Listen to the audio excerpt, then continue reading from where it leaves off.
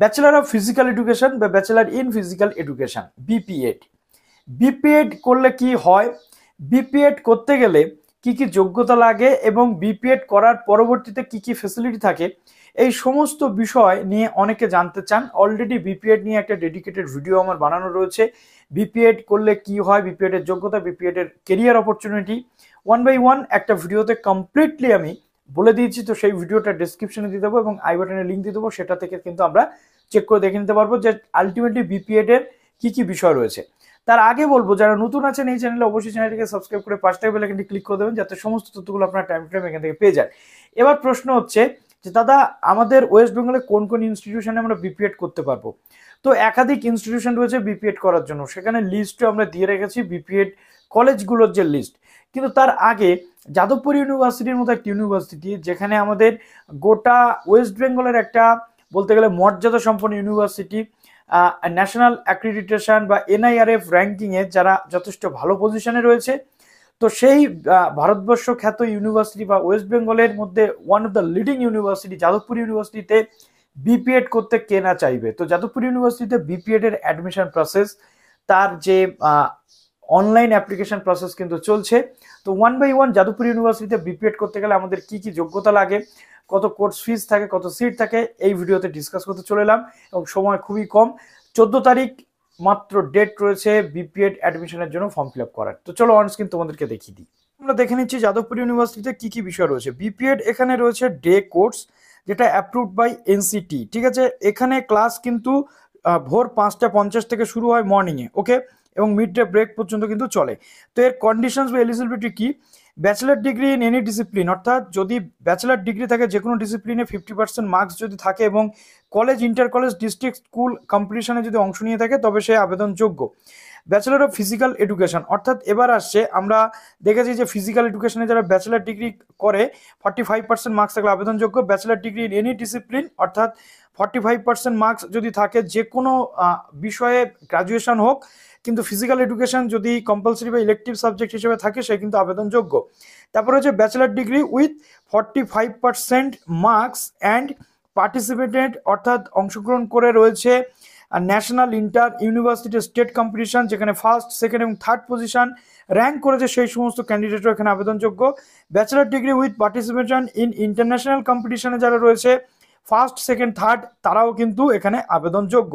এই যে সংস্থাগুলো রয়েছে, অল ইন্ডিয়ার যে ফেডারেশনগুলো, সেখানে এরকম যে যাদের রয়েছে সার্টিফিকেট তারা কিন্তু আবেদনযোগ্য। গ্র্যাজুয়েশন উইথ 45% মার্কস, ঠিক আছে, at least 3 years of teaching experience, অর্থাৎ ডেপুটেড ক্যান্ডিডেট যারা রয়েছে গ্র্যাজুয়েশনে 45% মার্কস এবং ডেপুটেড ক্যান্ডিডেট বা বিপিএড বা ফিজিক্যাল এডুকেশনের টিচার হিসেবে যদি কোনো জায়গাতে আপনি চাকরি করে থাকেন, আপনি কিন্তু এখানে আবেদনযোগ্য। এবং এক্ষেত্রে মার্কস যেটা পার্সেন্টেজ, যেটা রিল্যাক্সেশন এসসি এসটি ওবিসিদের জন্য তেমন কিন্তু থাকবে। কি বলা হচ্ছে, candidates who have completed results of BA BSc course or equivalent can apply for admission, অর্থাৎ কমপ্লিটেড রেজাল্টস, অর্থাৎ যে সমস্ত ক্যান্ডিডেটরা বিএ বা বিএসসি বিপিএড কোর্স যারা কমপ্লিট করছেন, বিপিএড কোর্সের জন্য তারা এলিজিবল হয়ে গেলেন। Current students of BA BSc or equivalent courses who have appeared or due to appear the final examination or its equivalent are also eligible to apply, অর্থাৎ যে সমস্ত ক্যান্ডিডেটরা আপনারা রয়েছেন অ্যাপিয়ারিং হিসেবে বা এখনো কোর্স শেষ হয়নি, তারাও আবেদন করতে পারবেন। Such candidate should input the total marks obtained in 1 to 5 semester, অর্থাৎ ফাইনাল সেমিস্টার বা লাস্ট ইয়ারে যারা রয়েছেন তারা ফার্স্ট এবং 5th সেমিস্টার পর্যন্ত যত মার্কস রয়েছে তারা সেটা পুট করবেন, করলে আপনারা কিন্তু আবেদনযোগ্য। তারপরে at the time of counselling admission those students, অর্থাৎ যদি সেই সমস্ত ক্যান্ডিডেটরা এই যে অ্যাডমিশন বা কাউন্সিলিংয়ে প্রফেশনালি সিলেক্টেড হয়ে যায়, must submit the proof of completion of BA final semester marksheet examination 2023 authenticated by the appropriate authority, ঠিক আছে। অর্থাৎ এর পরবর্তীতে তাদের ফাইনাল সেমিস্টার বা ফাইনাল ইয়ারের মার্কশিট দিতে হবে। অ্যাডমিশন আর প্রভিশনাল, অর্থাৎ এই অ্যাডমিশন কিন্তু প্রভিশনাল অ্যাডমিশন, ওকে। তারপর দেখো এখানে কিন্তু বিষয়গুলো এইভাবে দেওয়া রয়েছে। তারপর দেখো এখানে কি কি রয়েছে, প্র্যাকটিক্যাল টেস্ট। এবার আসে দেখো এখানে মেডিকেল প্র্যাকটিশনার থেকে শুরু করে সবার কাছ থেকে কিন্তু সার্টিফিকেট তোমাদের লাগবে। সিলেকশন প্রসিডিওর, এখানে তোমাদের প্র্যাকটিক্যাল টেস্ট কিন্তু 50 মার্কসের হবে, এখানে 5x10, অর্থাৎ এখানে এরকম একটা বিষয় দেওয়া রয়েছে। 50 মিটার রান থাকবে, শাটল রান থাকবে 4x10 মিটার, ওকে।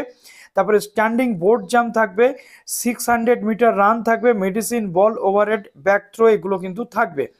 তারপর দেখো রিটেন টেস্ট কিন্তু 30 মার্কসের হবে, MCQ brief answer type questions, MCQ and brief answer type questions related with physical education সম্পর্কিত থাকবে এবং স্পোর্টস সম্পর্কিত থাকবে। 30 মার্কসের মধ্যে এমসিকিউ এবং ব্রিফ অ্যান্সার থাকবে, অর্থাৎ দিতে হবে।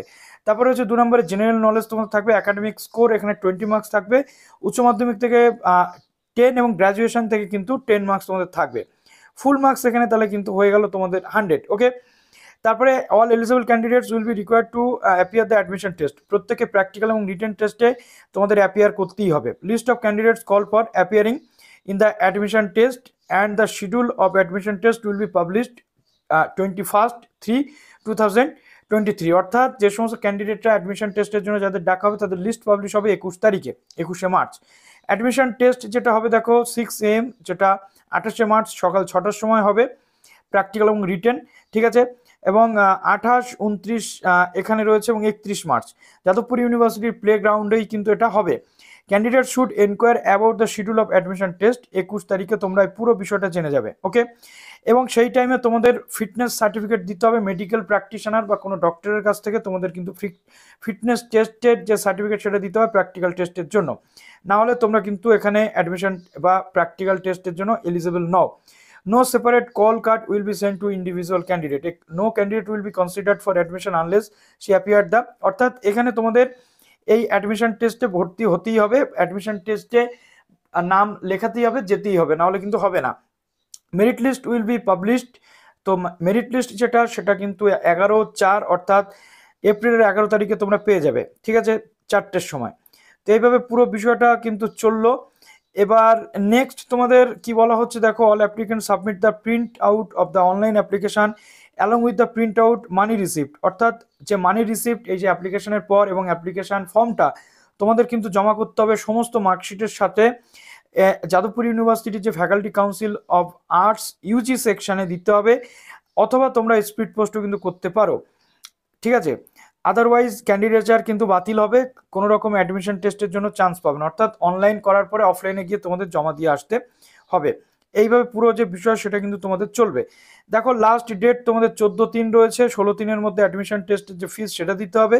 লাস্ট ডেট ফর যে প্রিন্ট কপি জমা সেটা 17/3, খুব দ্রুততার সাথে করতে হবে।